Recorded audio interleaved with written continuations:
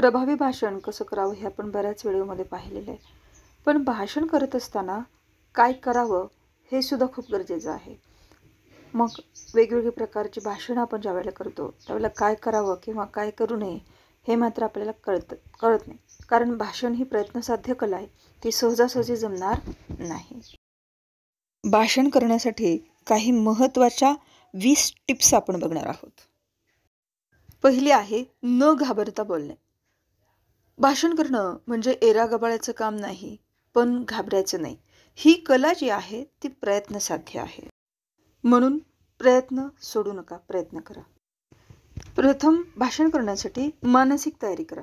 आत्मविश्वास जागरूक करा, कारण भाषण करण्यासाठी मानसिक तयारी खूप महत्त्वाची असते. भाषण करण्यासाठी आत्मविश्वास मनामध्ये निर्माण झालेला आहे, मानसिक तयारी झालेली आहे. पण विचार कोणते नेमके मांडायचे हे जर आपण नाही समजून घेतलं तर जे स्वतःला उत्तम ज्यावेळेला आपल्याला समजतं त्याच वेळेला आपण दुसऱ्यांना समजून सांगू शकतो. म्हणून आपल्याला जे सांगायचे ते व्यवस्थित समजून घ्या. कधीही भाषण पाठ करायचं नाही. गोकमपट्टी जर केली तर आपलं विसरतं आणि मग आपल्याला काय मांडायचे हे आपल्या लक्षात राहत नाही. म्हणून भाषण पाठ करून पोपटपंची करू नका. श्रोत्यांकडे पाहून बोला, म्हणजे त्यांचा प्रतिसाद तुम्हाला नक्कीच मिळेल.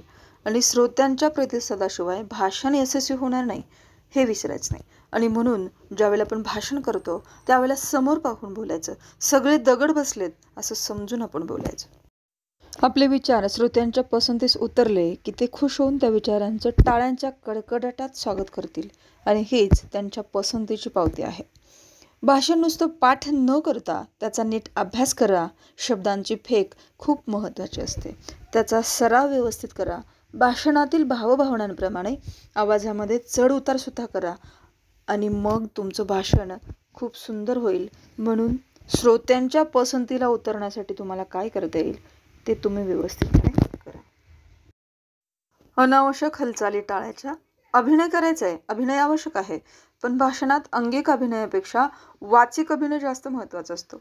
म्हणून वाचिक अभिनय म्हणजे काय हे अगोदर तुम्हाला समजून घ्यावं लागेल आणि मग तुम्ही भाषण चांगल्या पद्धतीने करावं लागेल. अभिनय यावा लागतो, अभिनय करावा लागतो. अभिनयाशिवाय आपण भाषण नाही करू शकत. पण भाषणामध्ये अभिनयापेक्षा सुद्धा आपल्याला अनावश्यक ज्या हालचाली असतात, म्हणजे ज्यावेळेला तुम्ही भाषण करायला लागाल त्यावेळेला तुमच्या लक्षात येईल की अनावश्यक हालचाली म्हणजे नेमकं काय. आपण बऱ्याच वेळेला आपल्याला ज्यावेळेला भाषण पाठ नसतं त्यावेळेला बरंच आपल्या हातून काही गोष्टी घडतात. ज्यावेळेला तुम्ही समोर उभे राहाल त्यावेळेला तुमच्या लक्षात येईल. म्हणजे थोडक्यात फक्त एवढंच लक्षात ठेवा की अनावश्यक हालचाली आपल्याला टाळायच्या आहेत. भाषणाची भाषा बोजड आणि क्लिष्ट असू नये. भाषणाची भाषा समोरचा श्रोतृवर्ग पाहून वापरा. लहान असेल तर व्यवस्थित वापरा, मोठी असेल त्या पद्धतीने वापरा, म्हणजे भाषा सोपी वापरा. भाषणामध्ये विनोद निर्माण करा, पण अर्थात प्रमाणामध्ये. भाषणात विनोद निर्माण करायचा आहे, प्रयत्न आपला ठेवायचा आहे, पण त्याचं जर प्रमाण जास्त झालं तर भाषणाला अर्थ उरत नाही. आणि म्हणून भाषणामध्ये विनोद निर्माण करायचा प्रयत्न करा, पण प्रमाणात. भाषण करत असताना सगळ्यात महत्त्वाची गोष्ट म्हणजे आपल्याला जेवढी वेळ दिली आहे तेवढीच आपण पाळायची. भाषण करताना वेळेचं भान असणं खूप गरजेचं आहे, ते व्यवस्थित लक्षात घ्या.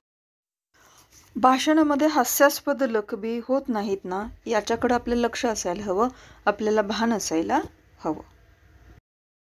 हे खूप महत्त्वाचं आहे. आपल्या अगोदर कुणीतरी भाषण केलेलं असतं, पण आपण त्याची नोट्स काढत नाही. त्या टिप्स आपण लक्षात घ्यायच्या, ते काय बोललेले आहे त्याने त्यांच्या बोलण्याकडे लक्ष द्यायचं. आधीच्या वक्त्यांच्या भाषणातील महत्त्वाच्या मुद्द्यांचा आपल्या भाषणामध्ये उल्लेख करायचा. म्हणजे ते जे काही बोलले असतील ते महत्त्वाचे मुद्दे तेवढे, बाकीचं सगळं भाषण नाही बोलायचं. आधीच्या भाषणातील फक्त महत्त्वाच्या मुद्द्यांचा उल्लेख आपल्याला आपल्या बोलण्यामध्ये करायचा आहे. म्हणजे भाषणामध्ये ओघवता येईल, सहजता येईल, खेळकरपणा निर्माण होईल आणि आपलं भाषणाकडे लक्ष आहे असाही त्याचा अर्थ होईल. म्हणून आधीच्या वक्त्याच्या भाषणातील मुद्दे लक्षात घेत चला. ज्यावेळी आपण भाषण करत असतो त्यावेळेला उदाहरणं आपल्याला द्यावी लागतात. उदाहरणार्थ समजस्फूर्त भाषण करत असताना आपला मुद्दा जर आपल्याला पटवून द्यायचा असेल तर नित्याच्या व्यवहारातील पटतील अशी उदाहरणं द्यायची. पटतील या शब्दावरती मी जोर दिला आहे. पटतील अशी उदाहरणं द्यायची आणि जो विषय आपण मांडतोय तो विषय सोप्या पद्धतीनं मांडावा. फार अवघड वगैरे नाही मांडायचा. समोरच्या श्रोत्यांची मानसिकता लक्षात घ्यायची. त्यांना समजेल अशा साध्या सोप्या पद्धतीनं आपला विषय समजून सांगायचा. म्हणजे थोडक्यात भाषणाची पद्धत सोपी वापरायची. उदाहरणं सोपी द्यायची. विषय सोप्या पद्धतीनं समजून सांगायचे. भाषण करत असताना, समयस्फूर्त भाषण करत असताना, भाषणाची तयारी करत असताना वक्त्याने स्वावलंबी बनून वाचन, निरीक्षण आपलं वाढवणं गरजेचं आहे. आणि सगळ्यात महत्त्वाचं, भाषण व्यवस्थित करण्याची आपल्याकडे जिद्द असायला हवी. त्याशिवाय भाषण पूर्ण होणार नाही. आता बघा, दररोज वृत्तपत्र वाचा. आपण दररोज पेपर वाचतो. नाही वाचणं झालं तर फक्त चालतो, पाहतो आणि ठेवतो.